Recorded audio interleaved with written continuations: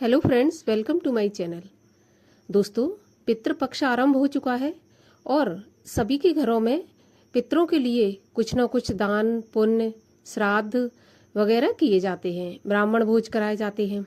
और जैसा कि ये 16 दिन होते हैं, इनमें जिस तिथि में हमारे पूर्वज स्वर्गवासी होते हैं उस तिथि को ही श्राद्ध किया जाता है। तो एक ऐसी तिथि होती है इन 16 दिनों में जिनमें कि श्राद्ध जिसमें नहीं किया जाता, उस दिन ब्राह्मण भोज नहीं कराया जाता। तो वो कौन सी तिथि होती है? एकादशी की तिथि। अब एकादशी की तिथि में श्राद्ध क्यों नहीं कराया जाता? क्यों ब्राह्मण भोज नहीं करा सकते?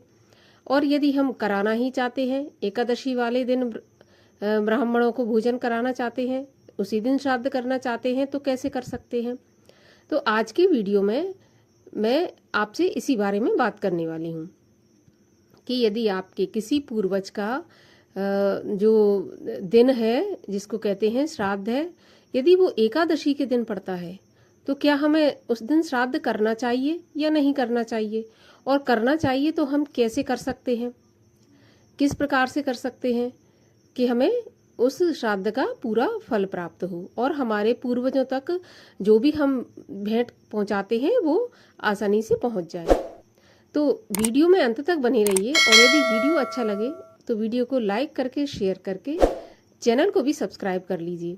साथ ही साथ बेल आइकन को प्रेस कर लीजिए जिससे मेरे आने वाले वीडियो के नोटिफिकेशन आपके पास सबसे पहले आ जाए।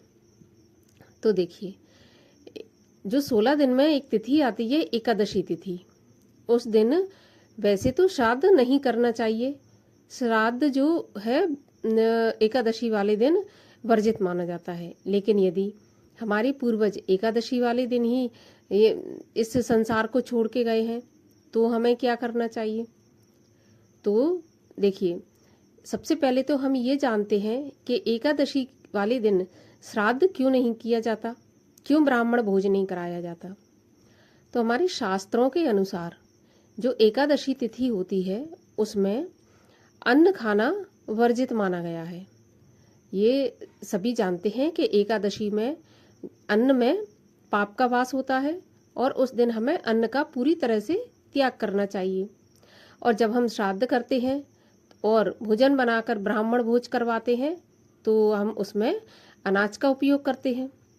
तो इस तरह से यदि हम ब्राह्मण को, जो ब्राह्मण हमारे यहाँ पर भोजन करने आने वाले हैं, उनको, बनाने वाले को, खिलाने वाले को और साथ ही साथ हमारे पूर्वजों को, इन सबको पाप की अग्नि में झोंक देता है।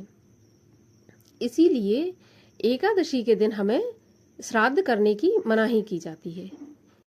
तो फिर हमें एकादशी का जो श्राद्ध है वो कब करना चाहिए? और यदि एकादशी वाले दिन ही हमें करना है तो हम क्या कर सकते हैं?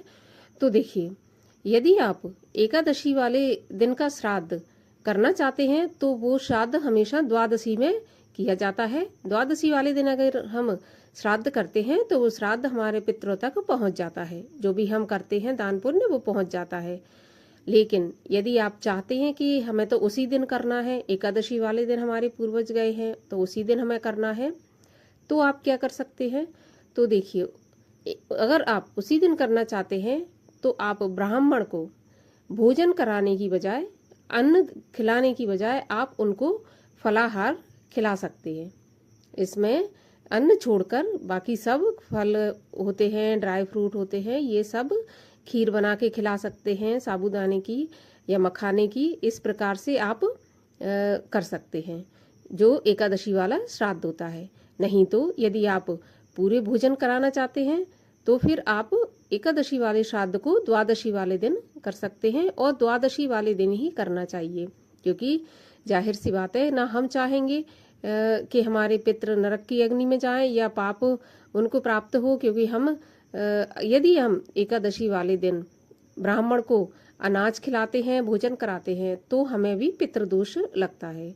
तो यदि हम चाहते हैं कि हमारे पितृ प्रसन्न रहें, खुश रहें और साथ ही साथ हमें भी आशीर्वाद देते रहें, तो हमें कभी भी भूल कर भी एकादशी वाले दिन जो श्राद्ध होता है वो नहीं करना चाहिए और कराना चाहते हैं तो फिर आप फलाहार से ब्राह्मण को तृप्त करिए।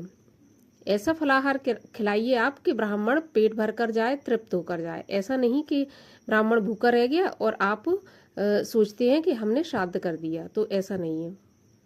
तो इसीलिए एकादशी वाले श्राद्ध को द्वादशी वाले दिन कर सकते हैं, इसमें कोई दोष नहीं लगता, बुराई नहीं लगती। लेकिन यदि हम एकादशी वाले दिन करते हैं श्राद्ध और अनाज खिलाते हैं तो हमें तो पितृदोष लगता है, साथ ही साथ हमारे पितरों को भी कष्ट प्राप्त होता है, उन्हें भी उस पाप का भागी बनना पड़ता है और पाप की जो फल है वो भी उन्हें भोगना पड़ता है। तो जहाँ तक है कोशिश करें कि यदि एकादशी वाले दिन आपके किसी पूर्वज का श्राद्ध होता है तो आप उसको द्वादशी में करें। और फिर भी आप यदि एकादशी को करना चाहते हैं तो जैसा मैंने बताया कि आप फलाहार से करवा सकते हैं, तो आप फलाहार से कराएं, ब्राह्मण को भोजन और दान दक्षिणा दें। क्योंकि हम बिल्कुल नहीं चाहेंगे कि हम दान भी करें, श्राद्ध भी करें और उसका हमें गलत या उल्टा फल मिले। तो आज के वीडियो में इतना ही। अब मैं मिलती हूँ आपसे अगले वीडियो में, तब तक के लिए हरे कृष्ण।